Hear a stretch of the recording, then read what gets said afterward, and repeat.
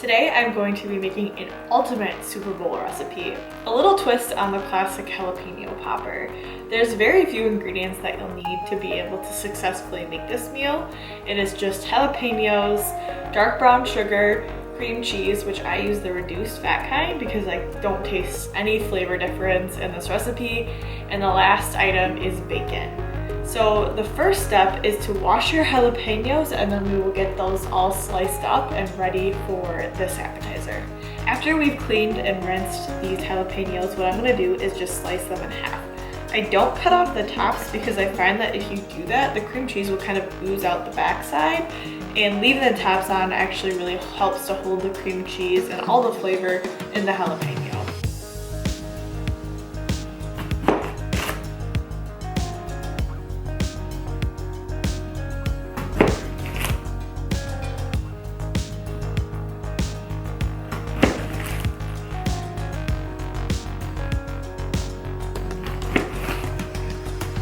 Now you have the perfect little popper boats, just like this.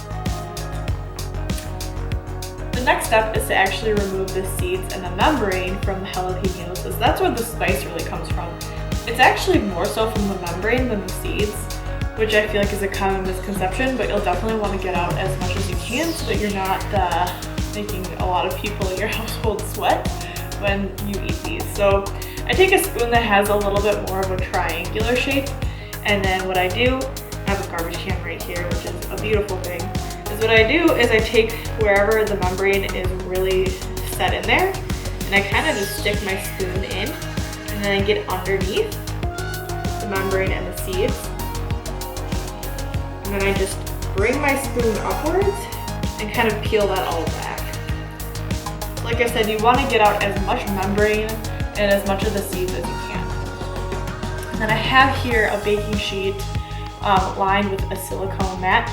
These are not just for baking. I use these for cooking actually more than baking, and they're fantastic. A great sustainable way to make these without using like a parchment paper or a tin foil.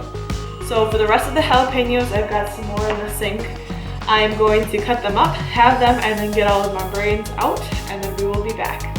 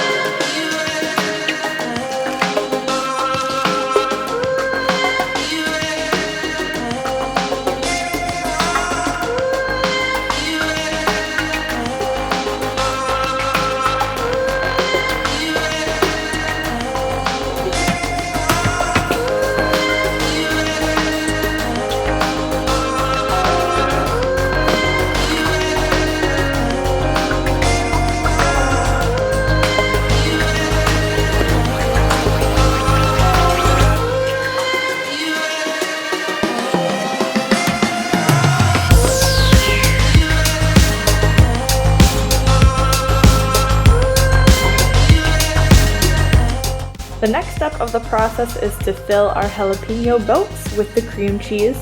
This cream cheese has definitely not been softening for long enough. Usually I let it soften for a couple hours, and it's been about a half hour. So that's okay, we'll make it work. It's just gonna be a little bit more stiff and dense to work with.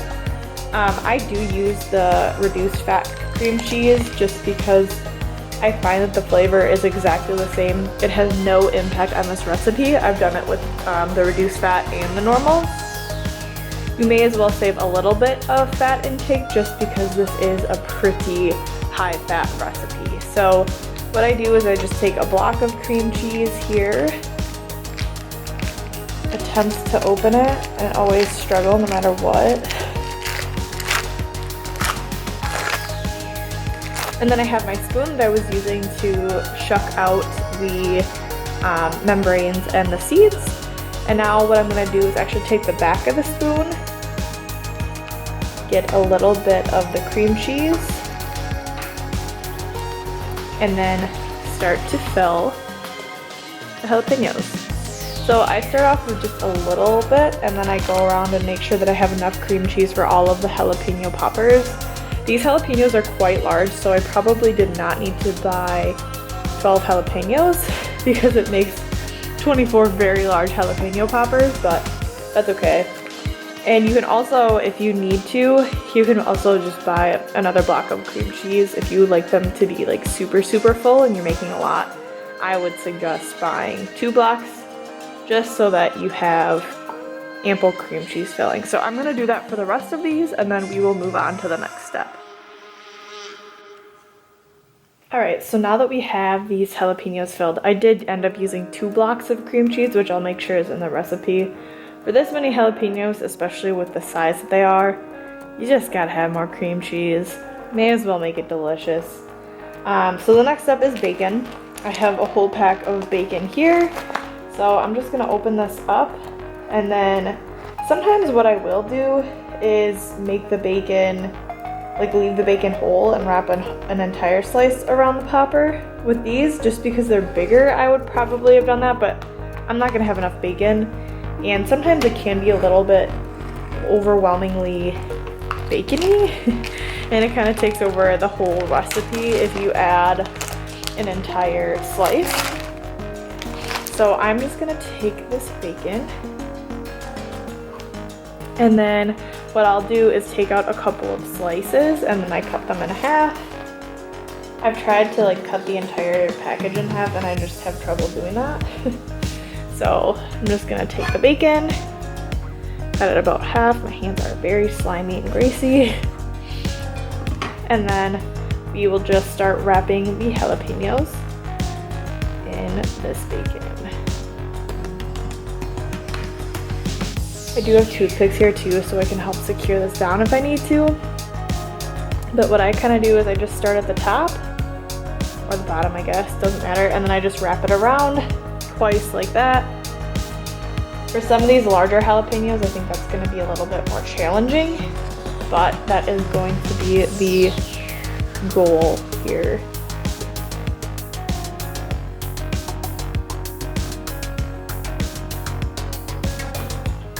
They get real slippery and greasy real fast from the bacon.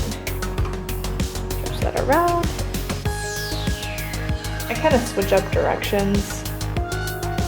You can do them all one direction if you are trying to make them look very fancy.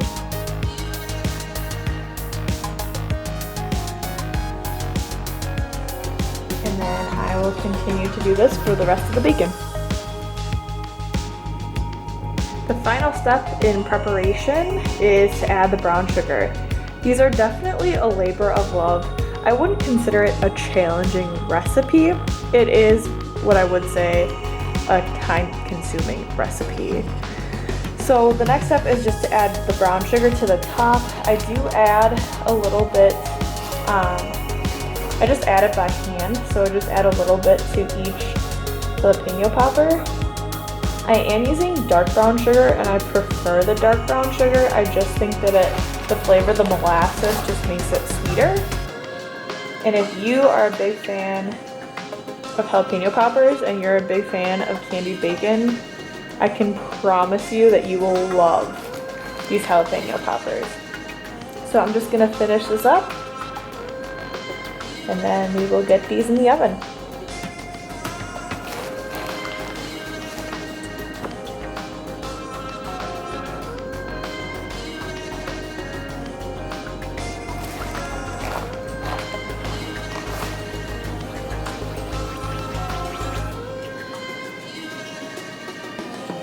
Once I have the brown sugar on all these, what I do like to do is kind of spread out the brown sugar to make it a little bit more even. And this will allow for it to cook a little bit more evenly too. Anytime you're cooking with any kind of sugar or baking with any sugar, especially with this being a high fat, high sugar sort of recipe, it can increase your chances of burning. So I like to just evenly spread it out. It also helps it to make it, I wouldn't say crispy, but it gives it a little bit more of like a crust. And it just evenly disperses that sweet and savory flavor to each of the poppers.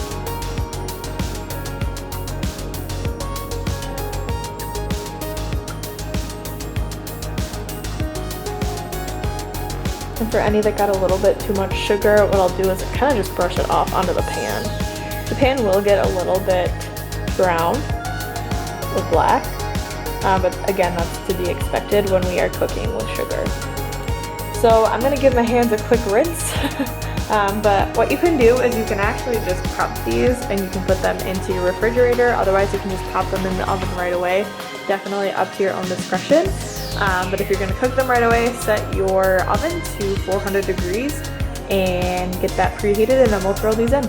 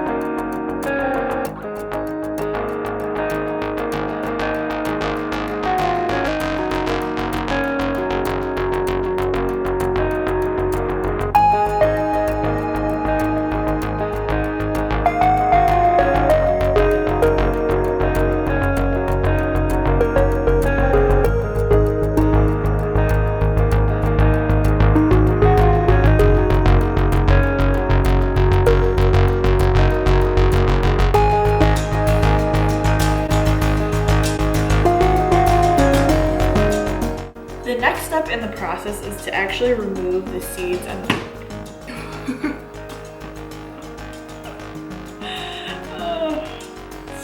slippery little devil.